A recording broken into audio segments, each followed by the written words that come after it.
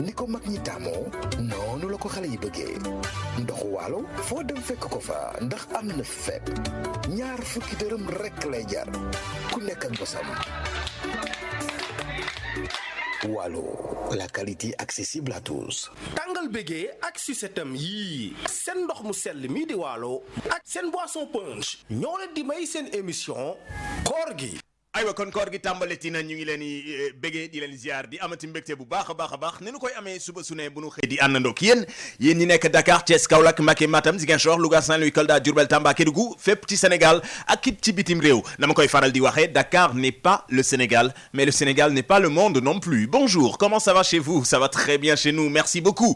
Émission bi le ñu tàmbali woon ci koor bu sell bi ba muy door moom la ñuy jeexal ni ki tey ndax mooy dernier numéro émission koor gi xam naa ne oustaz Maodo Faye man danaa nam émission bi lool xaw ma nag yow ndax da nga ko nam mam déet. waaw ci façon bii de moom danaa ko xaw a nam. di nga ko nam de waaw ci façon bi nga koy defee nii. ba déwén rek.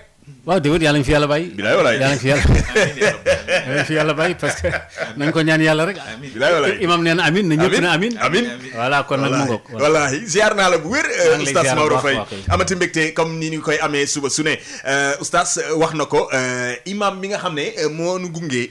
ci diiru weeru koor bi dañ ko doon dégg ci journal du Ramadan ak Moustapha Dieng. wante it ñun itam ñu ci am mbégte bu baax a baax saa suñu déggee kàddoom di média yi lu nu soxla wante it askan wi lu nu soxla bu baax a baax di imam Mokhtar Ndiaye moom laa dalal tey ngir tëj émission bu mag bi lee di koor gi kon nag imam maa ngi lay nuyu di la ziar di la béggee ak di am mbégte bu baax a baax ci li ñu accordé déplacé wu ci émission koor gi bismillah salaamaaleykum. alhamdulilahi rabbil alamin wasalaatu wasalaamu ala ashrafi al anbiyaai wal mursalin sayyidina wa nabiyina muhammadin wa ala alihi wa sahbihi wa man wala noo ngi leen di wax asalaamaaleykum wa rahmatullahi taala wa barakaatu. di la nuyu Oustaz Maodo di la nuyu di la ziar. di la nuyu yow tam Nicolas. di nuyu itam mbooleem képp koo xam ne yaa ngi ci kër gi di fi yëngatu incha allah. noo ngi leen nuyu bu baax di leen ziar. di ñaan yàlla yal na yàlla nangu suñu koor. li ñu ci def ci jaamu yàlla yëpp yal na ko yàlla nangu incha allah rabbi. voilà ñu may imam rek mu jege sil siis bi tuuti comme ça nga jege micro bi Oustaz Maodo Faye nag imam Mokhtar Ndiaye mii laata ñuy dikk ci koor gi ak ngëneel yi nga xam ne yëpp moom la àndal ak la mu ci wax ak la mu ci joxe ci conseil imam Mokhtar Ndiaye nag dafa bokk ci nuñ koy woowee Konakok. waaw Konakok mii nga xam ne boobu ak léegi coow yi ba léegi fayagul. muy commission boobee di séntu. weeru koor bi.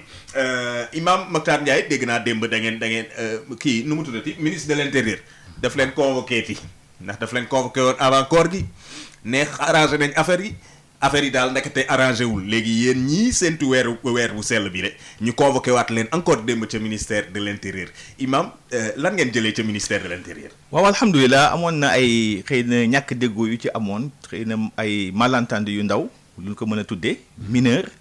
mais alhamdulilah démb daal wax dëgg yàlla waxtaan nañu ba juboo ba teg ay charte yoo xam ni parce que bee passé tamit dañu réglé woon mbir mi rek teg samp comité bi mais amul woon ay charte ndax loo gis tamit il faut mu am benn règlement intérieur boo xam ne daf ci am solo. c'est clair oui. loolu moo ci xawoon manqué mais démb bi ñu toogee macha allah am na benn règlement intérieur boo xam ne teg nañ ko wax dëgg yàlla daal pour wax ni daal lépp jaar na yoon léegi. daan na léegi nii leen ci lii la ñuy jaar. léegi ci loolu la ñuy jaar léegi imam nga baal ma de man sama jargon.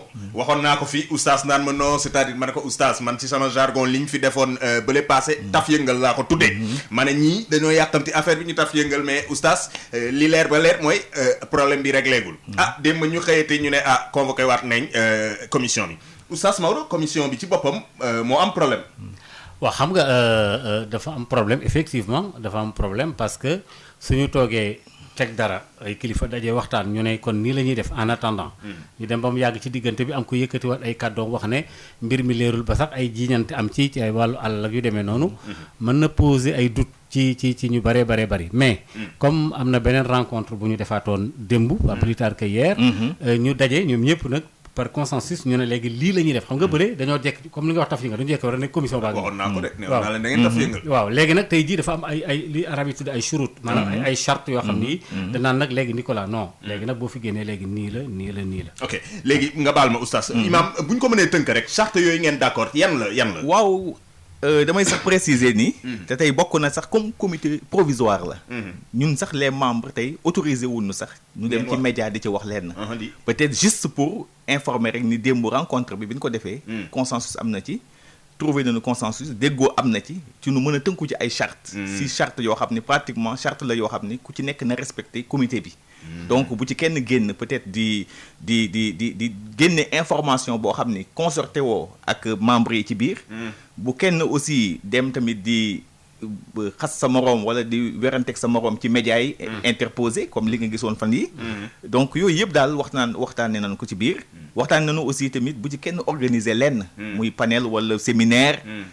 te amoo accord ñeneen membres yi. léegi kon bu boobaa séntu weer bi nu muy demee kon. donc séntu bi moom réglé nañu ko yëpp. donc mercredi la ñuy siégé fale ci RTS. mercredi ca RTS. ci RTS waaw ci la ñuy toog. waxtaan suñu biir. incha allah def kii bi comme ni ñu ko defee woon bee passé rek. donc mercredi maanaam ëllëg la ñuy siégé. foofee ca RTS ca RTS ñëpp danañ siégé ñëpp danañ fa daje. ñëpp daanu siégé ñetti coordonnateurs yëpp.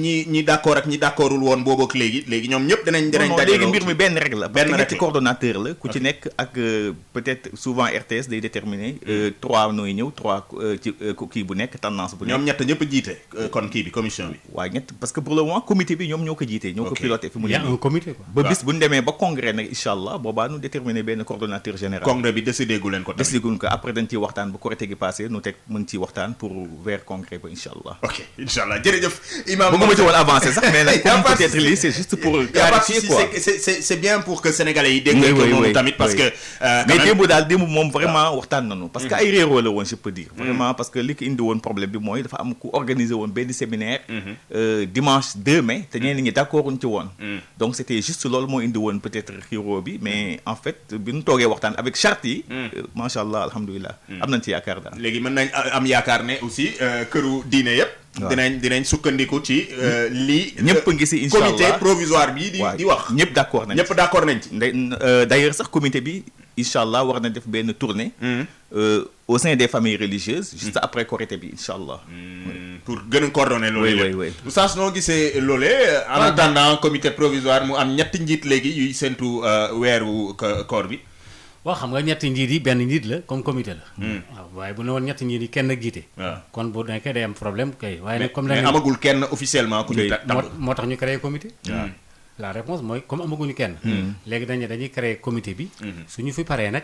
def congrès est-ce que gisoo ne gannaaw Mourchid Iyane Thiam pour remplacer ko jafe na oui mais évidemment mais moom aussi yàlla xaare ko àjjana mais ñu bàyyi xel na moom it amoon na ay jafe-jafe oui parce que dafa am loo xam ne ku ko jiite rek coow topp la dafa am ay secteurs yu sensible ndax réew mi ci boppam moo am nu mu tëddee Sénégal dafa am na mu mooñoo dafa am léegi mooñ googu nag mu mooñu daf ci am ay points yoo xam ne moom ku nekk ca bopp ba il faut que moom ay nii ak naa ak nale parce que gis nga obédience yi dañoo wuute association islamique yi ñi ngi fii turux yi ñi ngi fi donc c'est normal que mu am ay cas yu mel noonu mais li ñuy chercher rek mooy une solution définitive te loolu pour ñu am ko il faut que ñu def congrès bu ñu defee congrès nag su ne Nicolas yaay nekk ci bopp bi en unanimité ñu jiital la kon ñu xaar congrès bi imam rek pour jeexal foofu rek maanaam kon séntu bi ëllëg la mercredi inchallah ci la ñuy séntu weer bi pour xam kañ la ñuy julli ragalu leen justement mu am ay ñaar ki ñetti korité maanaam ñoo xam ne dañu naan bon étant donné que comité bi ci boppam dafa tasaaroo ñu koy def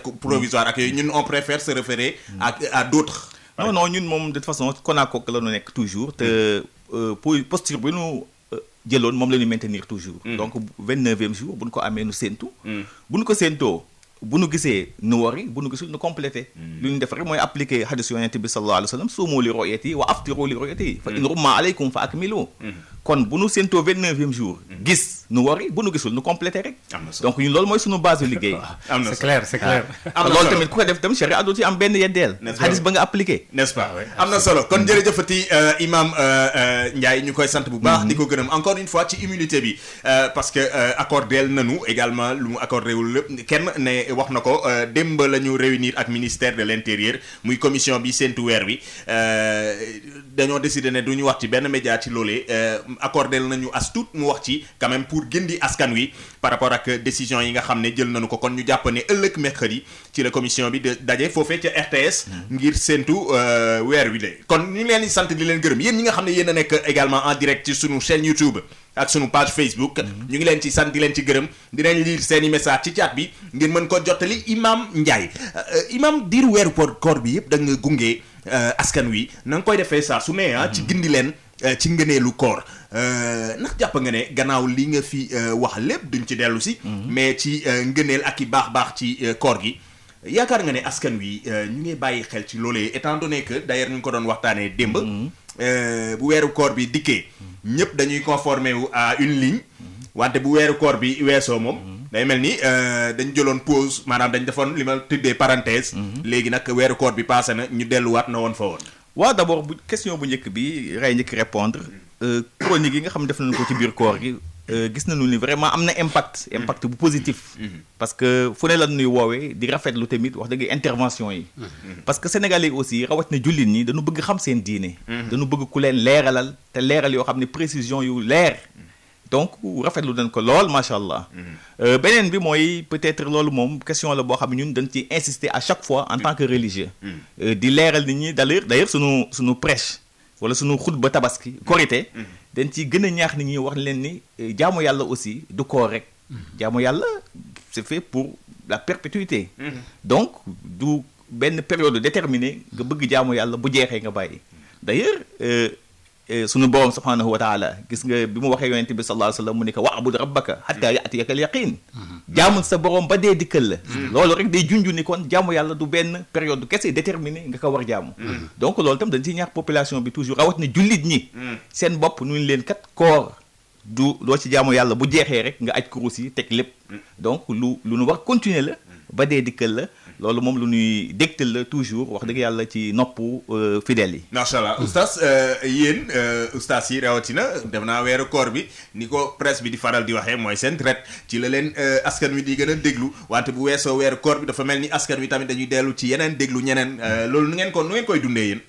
waaw xam nga imam pratiquement wax na lépp xam nga doomu aadama ci boppam moo instabilité yàlla da ko mooñaale ci nit waaw gis nga tey jii lu la yomb rek bu yàggee sax da nga koy xaw a woyofal donc nit moo loolu la yàlla bind nit léegi nag weeru koor wi oustaz yi ak sénégalais lambda bi ñoo ko bokk ñoo yem ci yàlla kii dafa dàq jàng ëpp xam-xam kii war ko mën a déglu pour mu orienter ko rek mais jaamu gi moom li war oustaz bi moo war sénégalais lambda bi bu jullee tisbaar dafa war a julli tisbaar bu selalee ci koor gi dafa war a selal ci koor gi léegi nag li ci des ñu bàyyi kook suñu borom ce n'est pas parce que dañu nekk ci benn population boo xam ne bii dañ naan ñii jàng rek ñoom ñoo war a def affaire bi akimoo ko di wax ak nit ñi d'accord loolu ndax parce que ñoom ñoo ko jàng woon c'est tout à fait normal mais ñii tamit dañuy war a déglu ñii rek bu ñuy paree ñu nag mais lien boobu dafa war a continuer parce que tey bu ñu wooree mën nga am problème mu miraas wala nga am problème mu sëy léegi bu fekkente ne demuloo ci imam bi wala koo xam ne kii moo la ca tane boo toogee sa kër du sotti donc loolu dafa war nekk lu perpétuité loo xam ne dafay continuer dans le temps et dans l'espace nga xam ne foo toll fu ne la l'islam laaj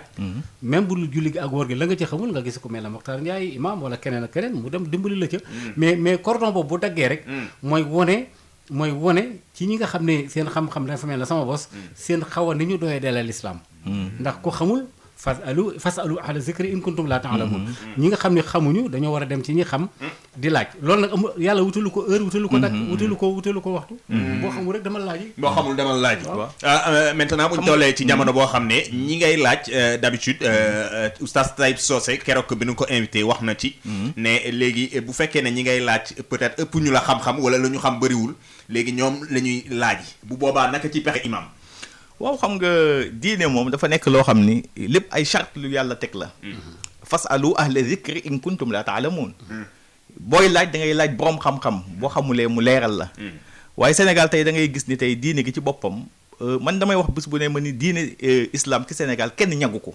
maanaam kenn ñagu ko kenn protégé wu ko waaw protection loolu yàgg nga ko wax oustaz amul ñagunu ko tey boo demoon tey Mauritanie gi nga xam ne man foofu laa jànge Mauritanie dafa am lu ñuy wax benn autorité suprême conseil supérieur boo xam ne lépp luy wàllu diine moo ko yor même ku dem toog ci média sax fokk nu autoriser la booy wax ci diine Sénégal nag moom fu la neex nga wax lamb ju tas la waaw moom tey damay gis sax souvent damay tooñ seen rédaction yëpp man leen da ngay gis da ngay wut benn chef desk politique wut ko ci économie wut ko ci fànn bu nekk tout à fait mais diine moom léegi dañuy fortaatu rek ku nu romb rek jël ko teg du nu xool natt ay compétence am souvent loolu problème la aussi. après bu ngeen amee problème ci kuy jiite ku dul jiite déjà. ça va toujours poser donc problème. yooyu problème la donc moo tax tey kenn du nangu sa morom nekk ci kanam. moo tax tey ñun yàgg nañu di réclamer tey en fait benn conseil supérieur. avec l'ensemble des confréries yi. ñu bokk ko teg ko samp ko. pour mën a saytu diine gi ndax diine aussi. dafa bokk ci li charia di wax. daruriyatul xams. dafa am juróom yoo xam dañ ko war a sàmm téye ko. ndax diine lu nu mën a wax tam moo mën a tax réew am stabilité. nit ñi mën ci sukkandiku mën a am dal. parce que d'ailleurs li fi passé woon événement yi ci mois de mars. gis nga tey dañu gis ni politique yi dañu échoué. tey les politiques ont échoué. et ont échoué absolument. ñi ko réglé mooy c'est les religieux. loolu daf lay wan ne tey diine tey c'est incontournable. c'est l'échec des politiques. oui maanaam réew mi ne ci jafe-jafe. religieux yi daal di régler yooyu. religieux yi noo indi solution. bien sûr. noo indi solution bi. loolu rek tey war na xam ne tey diine. la mu mën leneen mënu ko.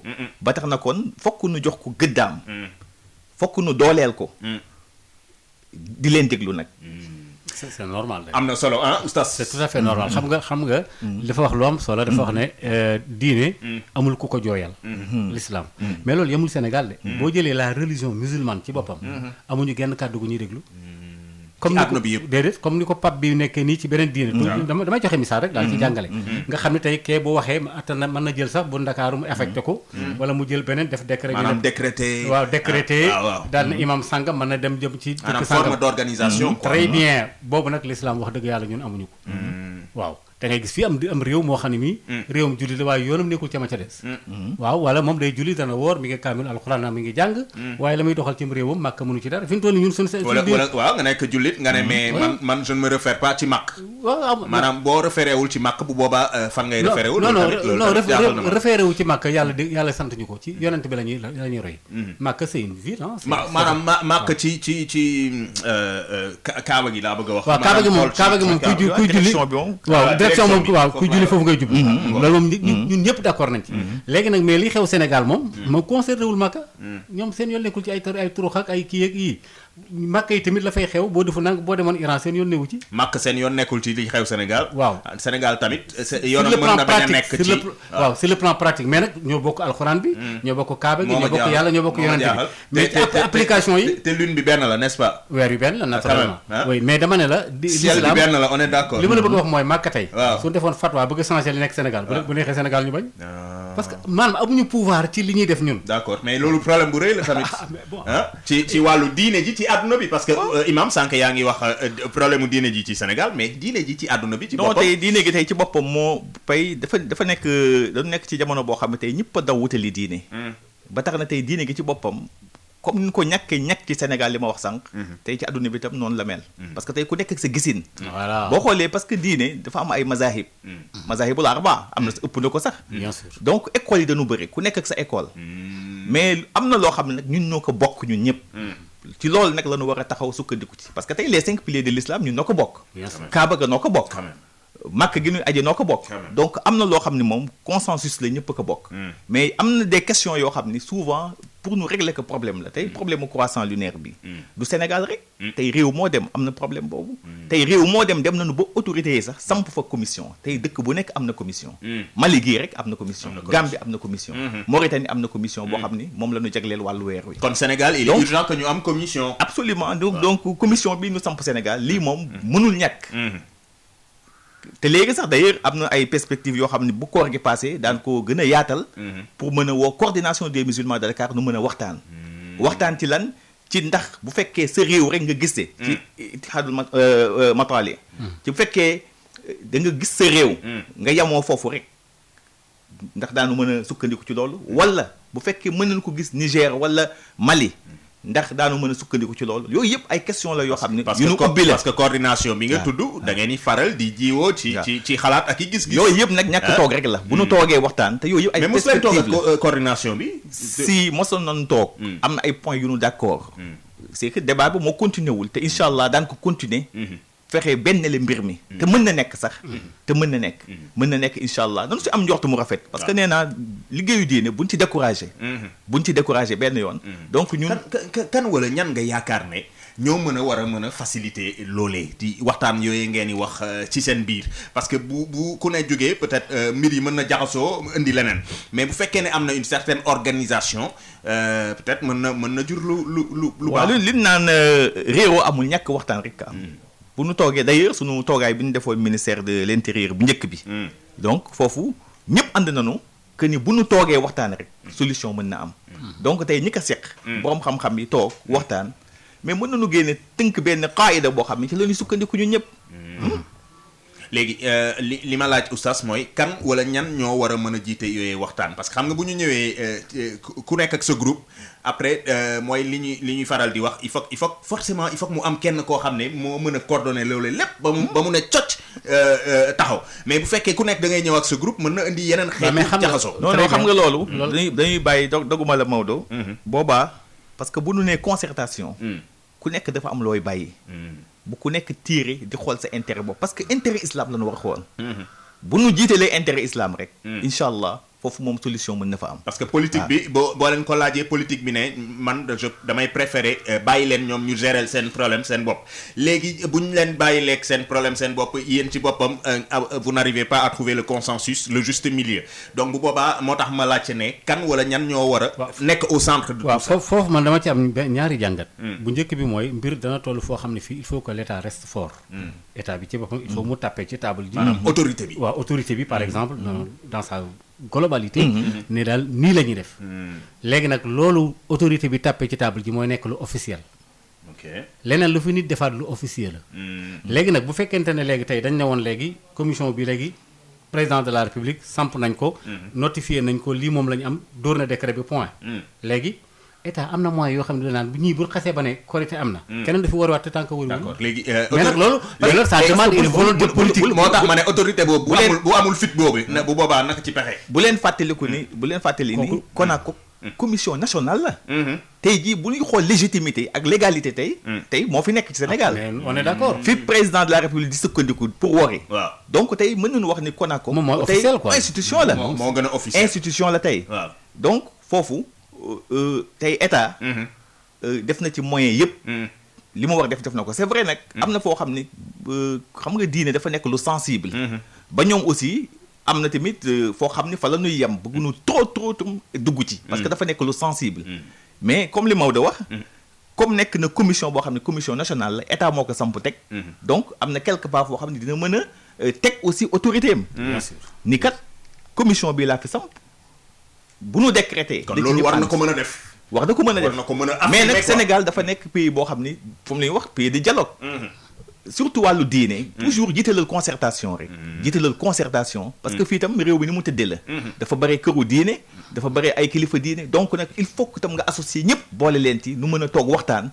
ba la ñuy tënk nu tëral ko teg ko. ça n'est-ce pas? c'est très important loolu daf ci am solo. parce que bu ñëpp dajaloo ba waxtaan rek. bu gouvernement bi ne lii la. c'est terminé waaw foog waxtaan am. n'est-ce pas imam Mokhtar Ndiaye ñu ngi koy sant di ko gërëm xam naa ne imam dama laa war a libérer plutôt que prévu imam Mokhtar Ndiaye nag il est très sollicité macha allah xam nga médias yi dañu ko soxla askan wi soxla ko loolu waral mu accordeel ñu lii ñu am ko en direct ak moom ñu ko ci sant di ko ci gërëm wante ñu ngi am réaction yu bëri ci sunu chat bu YouTube bi puisque ñu ngi fa en direct am na ñuy réagir ñu bëri par rapport ak commission bi séntu weer wi ak li ci imam wax léegi ci Facebook bi également ñu ngi fa en direct laata may libéré imam parce que mu nga war a dem gaaw ca RTS ñoom itam ñuy teewoo ko rawatina veille Korité xam nga imam dañ koy gën a sollicité presse yi ngay faral di def lu ci mel ni Korité ak yu ni mel boo ñu doon jox primeur l'exclusivité nu ñu koy waxee ren say presse ci lan nga koy accentuer maanaam waaw xam nga presse moom bu presse contexte bi daf ci am solo tey bu dee tabaski wala Korité événement yu mel nii rawatina Korité gii nu nekk sa presse tënk ko ci lii ci benn fàttali nit ñi delloo leen ci yàlla muy fàttali leen ragal yàlla pour nu gën ci góorgóorlu bàyyi xel sunu borom ñaareel ba mooy fàttali leen sensu feet gi ñetteel ba loo xam ne actualité la boo xam ne mi ngi ci pénc mi nga évoqué ko donc ñetti tomb yooyu daal ci gàttal ci la imam war a tënk xutbaam bu njëkk bi exhorté leen ci piété ci ragal yàlla lu gën a góorgóorlu ci topp yàlla ñaareel ba wax leen importance korité feet la goo xam ni mooy marqué fin wu ramadan bi ni leen comme li ma wax sànq rek da jógee nañu ci koor mais xam ngeen ni jaamu yàlla yi jeexul koor moo jeex mais jaamu yàlla yi jeexul pour ñaax leen nu gën a góorgóorlu bañ a bàyyi seen loxo bañ a relation wu ñetteel ba nag lépp loo xam ne actualité la ci penc bi nga évoqué ko wax ko parce que imam aussi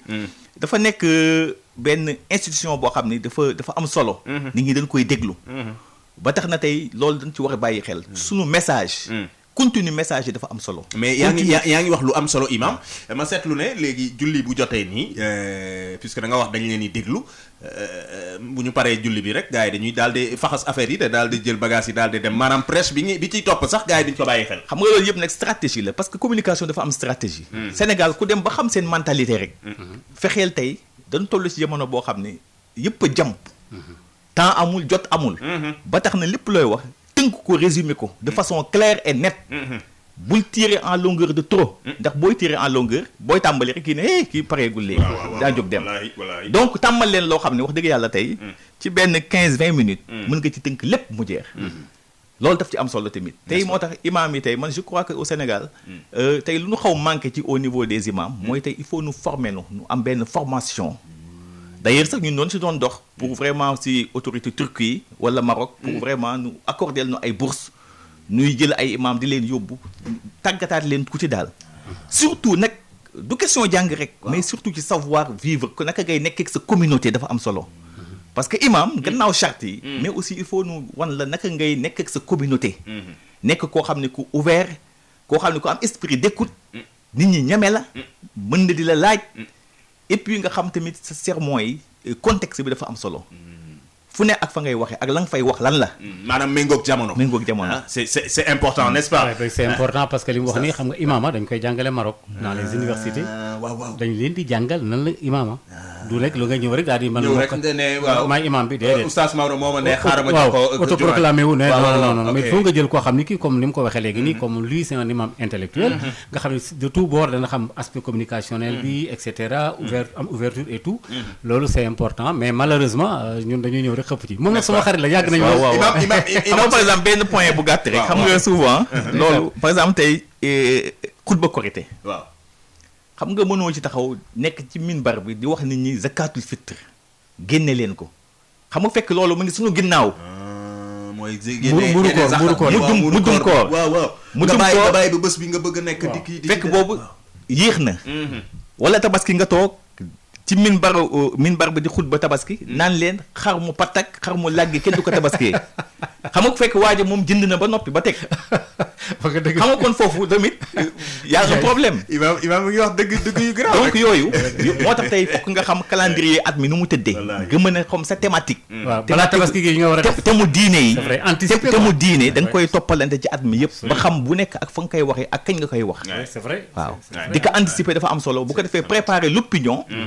fekkee benn ajjuma bi nga xam ne moo des korité ñëw mais nga leeral leen zakatul fitr wax leen bu ko defee préparer leen nu xam naka lañ koy génnee bu dee tabaski ajjuma boobu juma ngeen leen kat xaru yi ñuy tabaskiyee yii la xar yi moo valide yii moo invalide kenn mënu ko tabaskiyee bu ko defee bu ñuy jënd nu bàyyi ci xel mais boo toogee ba ci minbar bi nag di ko leeral ci jour bi loolu du am sens n'est-ce pas imam waxtaan bi am na solo bu baax a baax li moo tax média yi taamu la ak askan wi di la bàyyi xel bu baax a baax ndax na ko oustaz waxee yow itam macha allah ci jàng bi ci intellectuel bi mais tamit teewul suñuy diine nañ ko war a xamee ak muy méngoog jamono saa su ne yow ak ñu mel ni yow yéen a ngi ci dox bay seen waar bu baax a baax ñu ngi leen ci sant bu baax di leen ci gërëm c'est pas pour rien que jeunesse bi ñu bëri toppaleen di leen dégloog di leen bàyyi xel et d'ailleurs j'envoie la réponse à travers le chat ci en direct YouTube bi la beaucoup de réactions de jeunes qui apprécient énormément la façon de faire et l'approche de imam Ndiaye ñu ngi ko ciy sant bu baax a baax imam Mokhtar Ndiaye yaa ngi jumaay Liberté 6 ba waaw jumaay Liberté 6 bi laay jiite maay imam ratib bi jumaay Liberté 6 nord Camp Pénal mooy bi ne ci 2 voies yi waaw boobu laa nekk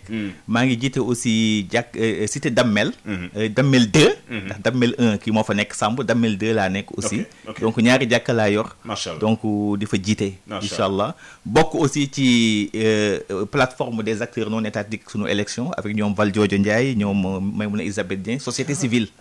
donc dama ci yëngatu bokk tam ci association nationale des ci mbirum imams. élection yooyu noonu kay waaw dañ si imam yaa nekk ngi comme ci yëngu. facilitateur ak médiateur man ak ñoom abbé Jacques Seck. non pas Jacques Seck abbé Alphonse ok Seck Abbé Alphonse waaw. ak ñoom imam Kanté donc D'accord. doon nekk ci plateforme boobu Ok, aussi di ci ok. yëngatu aussi. ok kon yéen a ngi waajal élection yi. waaw, di waaj a donc, ñëw parce que am na local yu ñu annoncé déjà. absolument yooyu yëpp dañ ciy nekk comme ay Macha Allah. médiateur facilitateur. Macha parce que Allah. aussi dañ koy soxla parce que tamit. boobu tamit bëri na coow déjà. wallaahi wallaahi. dina gaa xam naa gars yi politiciens yi dinañ leen soxla foofu bu baax a baax. Imam laata ma la bàyyi oustaz Maodo. damaa bëggoon imam laata mu yëkkati jotaay bi rek mu ñaanaloon ñu puisque dañuy jeexal émission bi tey ñëpp ñi nga xam ne ñoo fi jógee wante particulièrement tey dama bëgg ñu fàttaliku Oumar Blondin Diop. parce que voilà bëri na ñoo xam ne ay activistes la ñoo kii panafricaniste ci réseaux sociaux yi tey ñu ngi fàttaliku Oumar Blondin Diop wante it bëggoon naa imam laata ñuy yëkkati fois ñëpp ñi nga xam ne ñoo fi jógee rawatina Sidi Lamine Niass mi sancoon Walfadjri ak ñeneen Babacar Touré mi sancoon Sud Communication ak ñeneen ñoo xam ne vraiment ils ont laissé leur empreinte imam du mënu la bàyyi nga dem te ñaanaloo ma ñu jëmm yooyee yu am solo. waaw loolu am na solo parce que ñaan moom li ñuy wax addu'a silaaxul mu'min mooy gànnaayu jullit amoon lu dul ñaan kon wax dëgg yàlla loolu tam kóllëre la nekkoon ak ay nit nu dëddu àdduna nga fàttaliku leen loolu tam lu am solo la kon wax dëgg yàlla balaa nuy ñaan di sant ñëpp di gërëm ñëpp rawatina nag oustaz yi nga xam ne noo ngi ci biir kër gi wax dëgg yàlla ñoom Maodo ñoom oustaz Alioune Sall di sunu mag wax dëgg yàlla ñoom Mbacke Sylla ñoom Alioune Mbaye noo bokk Ndar waaw donc xam naa ni miinu ma bu baax nag mais man cousin Babacar Ndiaye laa bu ko dégloo dina xam. macha allah waaw donc maa ngi leen sant bu baax nag di rafetlu aussi liggéey bi ngeen def tamit fii ci rajo bi. jërëjëf d'ailleurs man rajo la bu ma taamu nag wax dëgg yàlla ci wàllu professionnalisme bi. wàllu déontologie aussi ci code de conduite bi ñuy doxee wax dëgg yàlla lu ma rafetlu la. donc di ñaanal ñi ci rajo bi yëpp yal na yàlla sàmm leen. yàlla wattu leen parce que wax dafa metti donc yàlla musal leen ci ayug làmmiñ ayug wax. surtout donc loolu lu am solo la. donc ñi génn àdduna yal na yàlla jéggal leen. yal na yàlla xare leen àjjana allahumma aghfir lahum warhamhum wa afihim wa afu anhum wa akrim nuzulahum wa wasi' madkhalahum waghsilhum bima wa thalj wal barad allahumma aghfir lil muslimina wal muslimat wal mu'minina wal mu'minat al ahya'i minhum wal amwat ajma'in amma subhana rabbika rabbil izzati amma yasifun wa salamun ala al mursalin walhamdulillahi rabbil alamin. jërëjëf imam Mokhtar Ndiaye ñu koy sant bu baax di ko gërëm imam nga baal ma dafa am benn laaj rek bu dikk léegi ci laaj yu bëri yii la ma jotee mu intéressant lool naka ngeen def ak ASPA def naa mooy bi Maram Kayra jiite noonu tey faral di xool weer wi c'est des astronautes am na ñuy laajte ne est-ce que commission bi ñu ngi coordonné ak astronautes yooyu. absolument Maram Kayra suñu partenaire la dañuy waxtaan ak moom di jokkoo ak moom ci lu bëri parce que tey science aussi mënoo ko exclure complètement du tout tey moo tax ma ni sànq ci commission bi tey gannaaw perspective yi ñu dëgmal dañ ko bëgg yaatal mën ci waxtaan lu bëri dugal ko képp ku ci war dugg rek nga dugg ci ba tax na tey ñoom Maram Kayra dañuy dimbale parce que science toll na foo xam ne tey li muy leeral surtout wàllu conjonction yi tey mën na taxaw par exemple ni tey jour tel li science joxe données yi weer mënul feeñ donc loolu mën nga ci jafandu mais ngay continuer nag sa logique gu diine lim la sant mais comme yëgal na leen ni tey weer mënul feeñ mais n'empêche di nga xool yow pour sa 29e jour xoolal mais pour dire rek juste que ñoom ay partenaires la ñu suñu partenaire la ñu dañuy jokkoo ak ñoom d'ailleurs ci séntu bi rek bi ñuy séntu pour woor bi ñu leen woowee ñoom dañ leen woo Maram nu ñoom ñoo ngi ci corniche bi avec plus de 200 personnes avec Cheikh Ahmed Tidiane si ma nga fa woon donc nu séntu gisuñu donc loolu ñun ñu jël ko en compte ci secrétariat bi parce que secrétariat bi dañuy ubbi téléphone yi toutes les régions du Sénégal fépp dañuy ubbi donc ku ne di woote nuy xool jokkoog ñëpp bu nu paree ci loolu nu def travaux en commission bu nu waxtaanee commission ba jël déclaration gis ni feeñul fenn ñëpp nu su koy def déclaration commission bi noonu lay liggéey vraiment liggéey la boo xam ne transparence la amul benn lu ci nekk parce que responsabilité la yëg na nu responsabilité diine bi ci nekk donc moo tax nu ciy jàpp incha allah jërëjëf Imam dama lay libérer parce que balaa waa RTS di xëcc sumay nopp ndax waa RTS a ngi lay xaar jamono yi naka waa TFM di la xaar rek waa 2S di la xaar waa et cetera chaîne de télé yëpp dañu laa soxla Imam macha allah Mokhtar Ndiaye ñu koy sant bu baax di ko gërëm di ko libérer rapidement parce que dafa am impératif bu mu war a dem ca RTS chaîne nationale Imam Mokhtar Ndiaye très sollicité dans les médias jërëjëfati Imam ñu ngi lay sant bu baax a baax di la gërëm ci yitte bi ak teewaay bi oustaz Maodo Imam wax na lu am solo léegi ma jëmale ko ci ñi nga xam ne ñoo fi dëddoo profito ci occasion bi ngir fàttaliku leen wante ñaanal leen bu baax a baax da ciy am solo. waaw ñi ngi gërëm Imam di ko sant bu baax a baax wax naa ko léegi sax moom soo yàgg nañ loolu maa ngi moom yàlla na yàlla guddal aw fanam guddal sunu fan nu itam ñaan googu dafa am solo parce que nit ki bu dëddoo àddina comme ni ko yonent bi sallallahu alayhi wa sallam waxee daanaka yëppam dagg na ba mu des ñett te ba bokk na ca yooyee bàyyi fi kenn koo xam ne kii mi ngi koy ñaanal kon ñun nag kon ñun lañ fi bàyyi ñuy seen jaboot lu ñu mën mooy ñaanal ku mel na Babacar Touré ñoom Chérif El Walid Sidi Lamine Niass boobu nga wax léegi Blondin Diop boobule nga xam ne tamit wax dëgg yàlla fukki fan ñu ngi xaar boobu ba léegi pour dëgg bi feeñ ba dëgg bi feeñ te nekkoon ci Gorée ak li ca xewoon ci jamonoy Senghor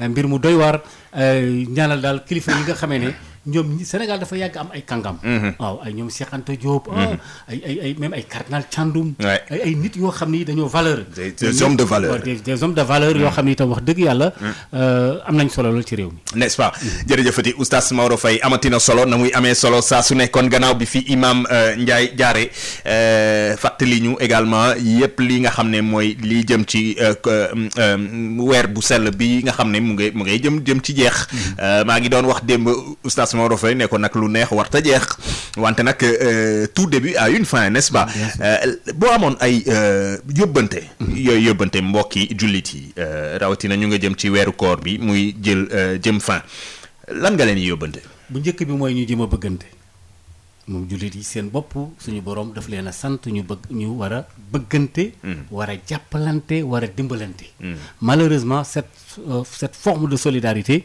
ñun jullit yi am nañ ko waaye xaw nañ coo tumaranke tuuti ñu gën a jàppoo ci seen biir gën a boole seen kattan boole seen xalaat bàyyi soxarante ba ci seen biir xam nga fab yàlla teg ko ci seen kanam te xam ne lu dul yàlla ak neen la su ko defee nag nit ñi itam góorgóorlu nangoo liggéey tey tamit ñu bokk yi tamit ci ñiy bâtir Sénégal maanaam ñiy tabax réew mi doomu 17 millions yëpp kenn ku nekk pàcc ba nga nekk le président Kennedy waxoon yow bala ngaa laaj lu la réew mi defal yow waxal loo defal réew mi yow bu ko defee kenn ku ne pàcc ba nga ne nga yëkkati ko bu ko defee réew mi naat ku nekk de n'est-ce pas am na solo jërëjëfati oustaz Maodo Faye ci yu am solo yooyee ba ñu tàmbalee émission bi lee am na yóbbante boo xam ne jotoon naa ko ci suma directeur di monsieur Baye Oumar Gueye nee woon ma ñu ngi laa jox confiance en tant que professionnel ni ñu koy defee saa su ne ndax bëgg ci liggéey bi wante def naa Baye Oumar Gueye dafa mujjee nekk fan numéro bu suñu émission bi maak oustaz Maodo Faye parce que Baye Oumar daf ma yóbbante woon nee ma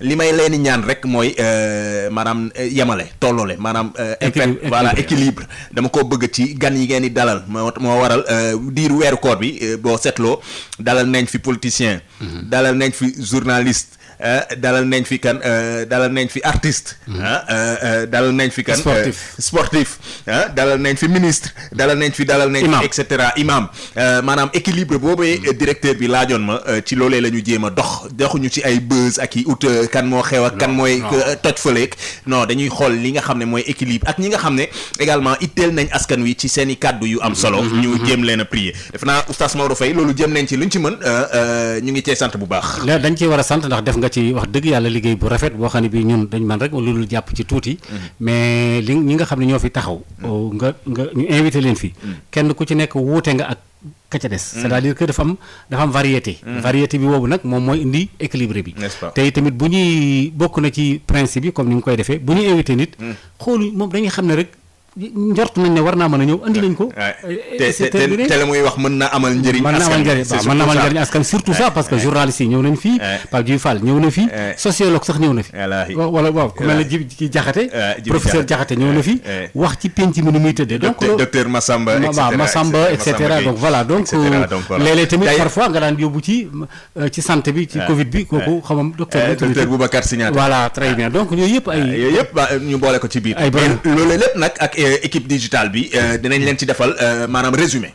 ëllëg incha allah da ngeen am émission spéciale boo xam ne ñiy jaar ci émission bi yëpp danañ leen résumer les temps forts de chaque émission bu ko defee ku ci ne nga mën a toog mën a déglu gan yi fi jaar diiru weeru koor bi ba nañ ko tàmbaleek léegi maak oustaz Maodo Faye yooyee gan temps fort yi nga xam ne vivre nañ ko ci bile émission di koor gi naka lañ koy kiiwee wante it ndekki li dafa demoon congé léegi ndekki li day dellu si ndekki li day dellu si ci yeneen anam yeneen surprise également ak i habillage ak yeneen i feem voilà loolee it na ko gaañ xaar bu baax a baax ce sera inchallah à partir de la semaine prochaine pour le ndekki li New Look édition 2021 plus loolu affaire à suivre merci beaucoup en tout cas à tous les auditeurs et internautes qui nous ont suivis à travers nos plateformes digitales merci à l'équipe digitale mi nga xam ne saa su ne ñu ngay def liggéey bu am solo également ñu topp ci ginnaaw wante it di dégg bu baax te loolu dafa am solo bu baax a baax a baax par rapport ak li nga xam ne ñoom lañ leen di digal ci liggéey bi te ñu koy topp bu baax na mu waree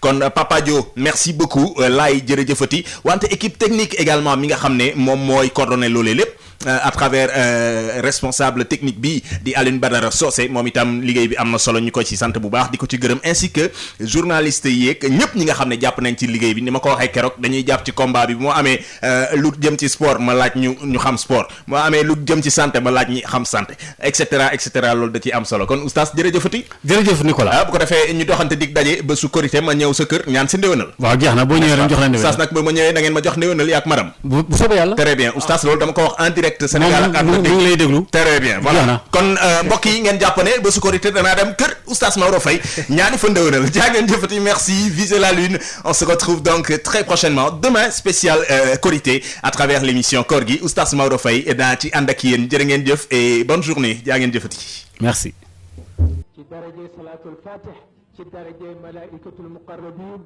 ci darajay aqtaab yi ci daraja afraad yi ci daraja awliyaa urrahman ci daraja ay ak